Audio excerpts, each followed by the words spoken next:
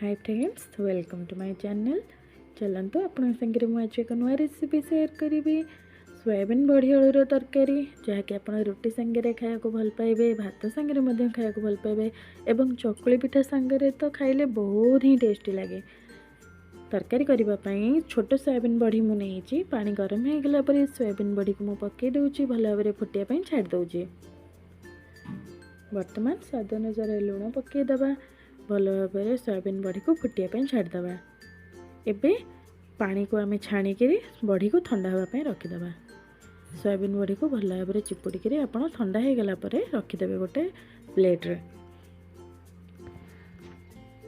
बर्तमान कढ़ई रे तेल नहीं तेल गरम होगापी छाड़दे। आलू को भल भाव धोईक काटिक पानी रे रखिथे। तेल भल भाव गरम हो गला एबे आलू पकईकी भल भाव भाजीदेवे। भाजिक लाल लाल है पर्यंत भाजबे, गोल्डन कलर भाजिक प्लेट रे काढ़ी रखीदे। बर्तमान चलतु आम मसला रेडी करवा।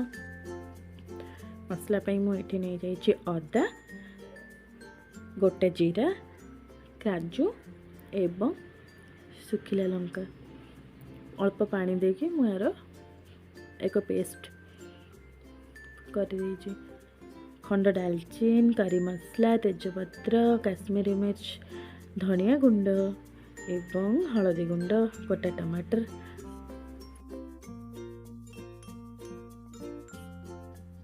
एबे कढ़ई में तेल नहीं जाइए सोरिष तेल, तापर खंड डालचीन नहीं डालचीन टिके गरम हो गला तेजपत्र दुटा नहीं भल भाव में गोलाऊँगी। तापर बाटिक रखि मसला को एबे मु पकई दउची। मसला को पकई देकर भल भाव में गोलई दबा।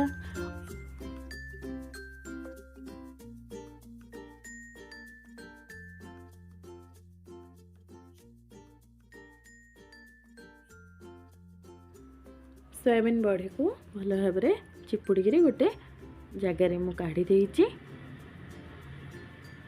बर्तमान यही मसला को सब आम पकईकरी भल भाव मसला को कषिबा।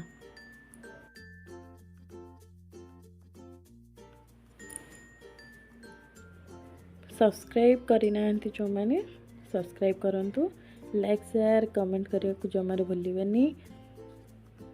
देखंतु सब मसला गुंड को मु पकईकी भल भाव मसला को मु कषिदेवी। हलदी गुंड, धनिया गुंड, करी मसला, काश्मीरी मिर्च, स्वाद अनुसार लुण सब पकईकी आप भल भाव मसला को कषिदेवे। बहुत सुंदर बास्ना बाहर। देखो बर्तमान काटिके रखी टमाटर को एबे टमाटर मध्यम पकईदे। मसला भल भाव आमर हो गलानी। बर्तमान भाजिक रखि आलू को मसला रे पकईदे एवं भल भाव गोलेबा।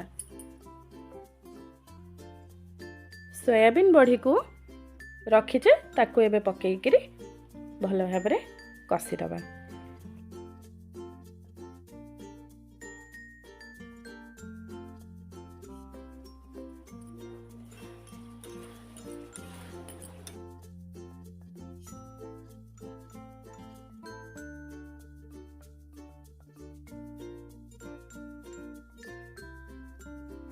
बर्तमान मु पानी दउची।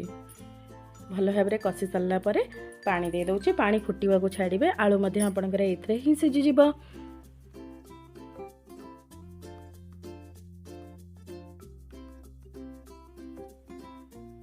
सोयाबीन बड़ी आलू तरकारी बर्तमान प्रस्तुत हो जाइए। मु काटिकी धनिया पत्र को पकई दउची। यार बास्ना बढ़िया आसे तरकारी रे। भल भाव गोलई देबे। आपणकर सोयाबीन बड़ी आलू तरकारी प्रस्तुत हो जाइए। Thank you for watching.